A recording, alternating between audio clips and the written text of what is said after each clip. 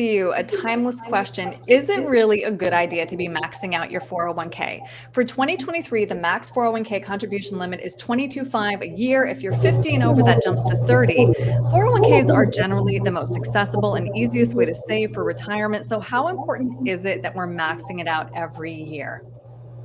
Yeah, 401ks are phenomenal. They've helped a lot of people save a lot of money over the last couple decades. And, if your budget allows it, maxing it out could be a very good option because the more you put in, the more it's going to grow, the more you're going to have in retirement to live comfortably.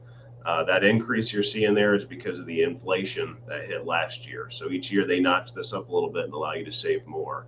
But when you do some planning, at times it does make sense to consider actually not maxing out your 401k and looking at your other options. So let's talk through those other options because Brent, you and I have talked before about 401k's very limited investing options. So when do you advise people branch out and invest in stocks or ETFs? Good question. So IRAs are going to have essentially unlimited options. Okay. And so 401k that's got 6-8 mutual funds, that maybe the fees are around 0.5 to 1% on those mutual funds. In an IRA, you can actually get options that have lower fees and you can get more diversified, a lot more options. The other thing I like to bring up is if you're going to invest in a 401k, a lot of companies do a match. And so it's important to put in the minimum to get that match. So only then would you want to consider looking at ETFs, individual positions, which we don't normally recommend, but you do have that option. At that point, once you get that free money, you can consider your other options. I'm sure you've heard that before, though. Of course, contribute up to the max match. Don't leave money on the table. But I've heard stop there. Any other extra dollars you should be putting somewhere else. How do you feel about that philosophy? To be honest, it's not bad. It's just depending upon the plan. Okay. So I've seen some 401ks. I just looked at one the other day. They had about 60, 70 options. That is very rare, but that client could afford to just stick within that plan, max it out. But if you've got a very limited plan, yeah, chances are you're just going to want to take the match. And then if you're working with a professional who can help you, then yes, it makes sense to just anything above that match, put into an IRA and get some guidance on that from a professional.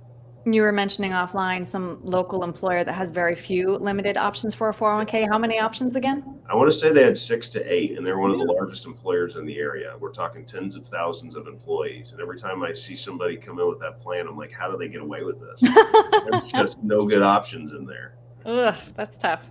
So let's say, though, that I am maxing out my contributions every year. One drawback with that 401k is if I need cash for a big purchase, I'm going to face a severe penalty if I have to tap it. Correct. So the funds that you're putting into that account, I always tell my clients, forget about them. Those are for retirement. So what you need to do is set up an emergency fund. Advisors are going to differ on, how much you should have in that emergency fund. But if you've got the kids out of the house, maybe 3 to 6 months is fine. If you've still got some kids in the house, you may want to look at doing a year of expenses in cash. And so having enough on the sidelines that you can get access to without dipping into that 401k or IRA is very important. And so you actually want to save that emergency fund up before you start maxing out your 401k. I see. Now, what if I'm 50 and just realizing that I haven't saved enough for retirement?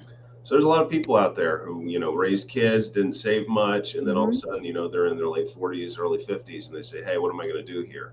Well, once you get to 50, the government says, hey, we'll let you chip in an extra $7,500 each year, and that's going to be pre-tax, and so that's going to help you on your tax return. And then that's anything you can put in that account. It's going to grow. You've still got plenty of working years left. And so just stuff it in there and let it grow. All right. Brent, if somebody has questions about their investing options or if they are one of those employees at the company with very few options, what's the best way to reach you? 614-430-8383. We'll get you on the calendar. You can go to www.young-wm.com and we would love to chat. All right, Brent, thank you. Thanks.